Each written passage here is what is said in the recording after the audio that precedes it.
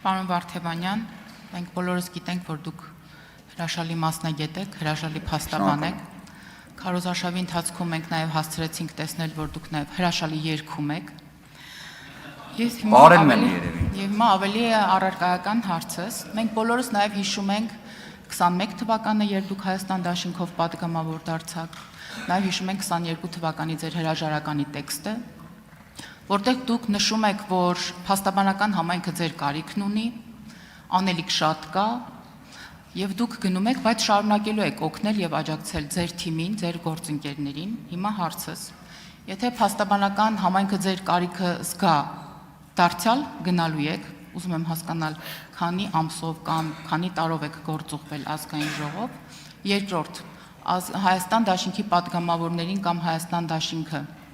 շարունակում եք համարել ձեր թիմը թե ոչ,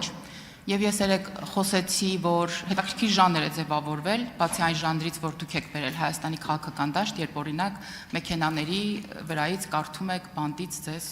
ուղղված նամակները, մի ուրիշ հետաքրքիր ժանր է ձևավորվել, երբ ընդդիմությանը ոչ միայն պատասխանում է ընդդիմությունը, այլ ընդդիմությանը հարցեր են ուղղում նաեւ ընդդիմության թևերից։ Հիմա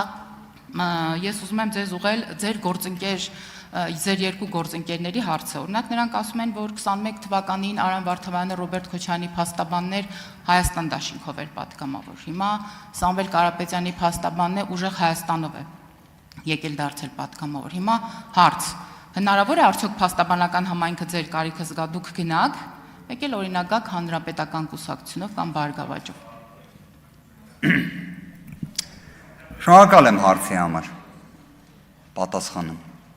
2021 թվականին եղել եմ Հայաստան դաշինքի նախընտրական ցուցակում, ընտրվել եմ պատգամավոր, անկեղծորեն եմ ասում, մեծ նվիրումով իրականացրել եմ պատգամավորի լիազորությունները։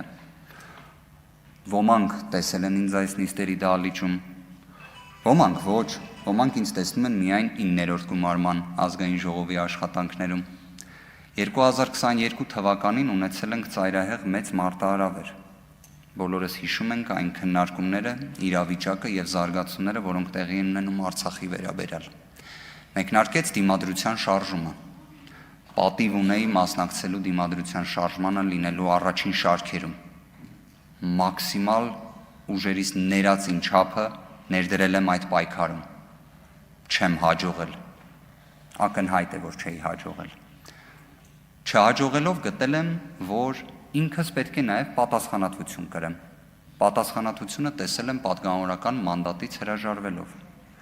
Գործընկերների հետ քննարկել եմ այդ հարցը, այդ ժամանակ իհարկե։ Այստեղ ներկա մարդիկ իմ ընկերներն են, ոչ թե պարզապես անձինք են։ Ունեմ իրենց հետ միջանձնային հարաբերություններ։ Քաղաքական գործընթացներից դուրս է եկել։ Անկեղծ էի դուրս եկել։ Ասեմ ավելին, չի էլ պատկերացնում, որ երբևէ նորից պետք է քաղաքականության մեջ լինեմ։ 22 թվականից մինչև 2025 թվականի հունիս ամիսը ես այո, հանրային հնչեղություն ունեցող հարցերի Տիկին Ստեփանյան արձագանքել եմ, կարծիք հայտնել եմ, բայց չեմ կարծում ընկալվել եմ որպես քաղաքական գործիչ։ Երբ ստացա առաջարկ ուժեղ Հայաստան կուսակցության առաջնորդ Սամվել Կարապետյանից միանալու ուժեղ Հայաստան կուսակցությանը, անկեղծ եմ ասում, գիտակցեցի, որ ուժեղ Հայաստան կուսակցության առաջնորդ Սամվել Կարապետյանը ունի բացառիկ տեսլական Հայաստանի Հանրապետության քաղաքացիների համար։ Ես կարծում եմ,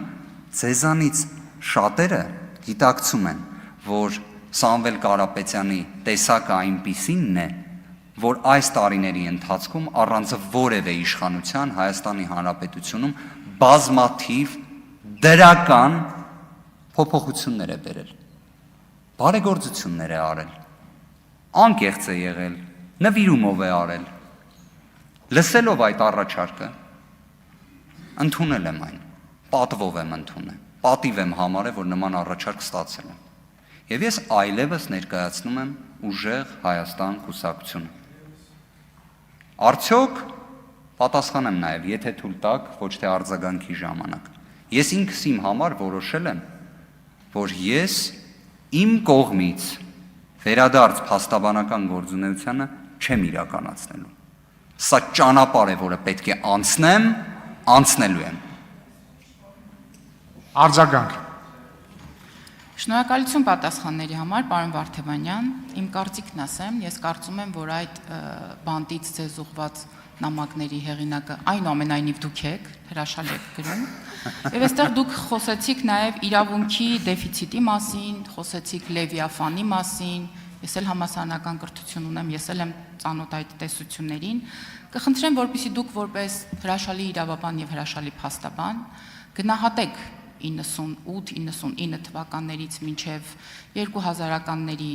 վերջ Հայաստանի Հանրապետությունում տիրող իրավիճակը իրավունքի տեսանկյունից եւ իրավունքի գերակայության տեսանկյունից եւ ճիշտն ասած շատ կուզեի որպեսզի նաեւ թեթև անդրադարձ կատարել օրինակ այդ իրավունքի տեսանկյունից հոկտեմբերի 27-ի դեպքերին, որոնք տեղ են ունեցել հենց այս դահլիճում եւ հենց այնտեղ, որտեղ որ դուք եք կանգնած։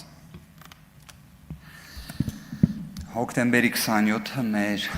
Հայաստանի Հանրապետության նորանկախ պատմության ամենամեծ ողբերգական էջերից մեկն է։ Եվ նշված դեպքերով անմեղության կանխավարկածը հաղթահարված իրավիճակ ունենք, որտեղ կան մեղադրական դատավճիռներ, ողբերգություն է։ Նույնիսկ ասեմ, ողբերգություն բառն էլ բավարար ինտենսիվ չի հնչում։ Հայաստանի Հանրապետության ես ենթադրում եմ երևի թե հարցադրման կոնտեքստը ժամանակահատվածը այնպես ընտրվեց, որ հենց պետք է լիներ երկրորդ նախագահի ժամանակահատվածում, եկեք պատասխանեմ ավելի ազնիվ ու անկեղծ։ Ես գտնում եմ իրավունքի հետ կապված հիմնարար խնդիրներ եղել են առաջին նախագահի պաշտոնավարման, երկրորդ նախագահի պաշտոնավարման, երրորդ նախագահի պաշտոնավարման, ձեր պաշտոնավարման, այսինքն Նիկոլ Փաշինյանի պաշտոնավարման ժամանակահատվածում, եթե ձեզ թվում է այդտեղ դժվարություն կա դա ասելու, բնավ։ Կարծես պատասխանեցի ձեր հարցերին։ Սիսակ Գաբրելյան։